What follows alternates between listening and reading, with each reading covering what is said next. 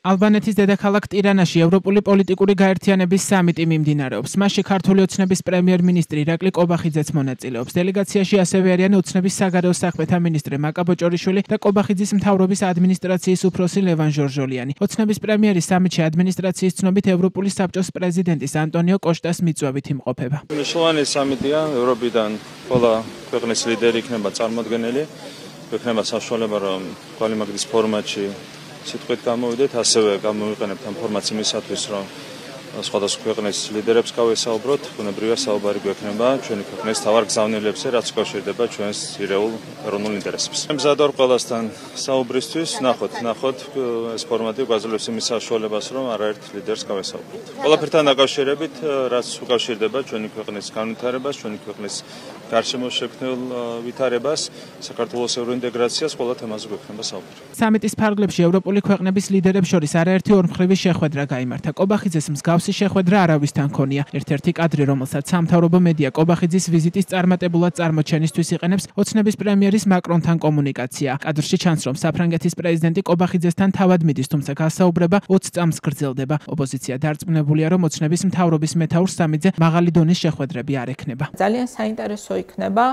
რაიმე ორმხრივი შეხვედრები თუ ექნება კობახიძეს ამ ფორმატში, იმიტომ რომ ჩვენ ვნახეთ, რომ ასევე მხოლოდ იმიტომ რომ ევროსაბჭოს წევრი არის დღეს საქართველოს დე ფაქტო საგარეო საქმეთა მინისტრი ჩავიდა მინისტერიალზე და იქ ფაქტიურად არც ერთი მნიშვნელოვანი ორმხრივი შეხვედრა არ გაუმართავს, იმიტომ რომ მათ არ ხვდება შესაბამისად ევროპული ქვეყნების ხელმძღვანელობა.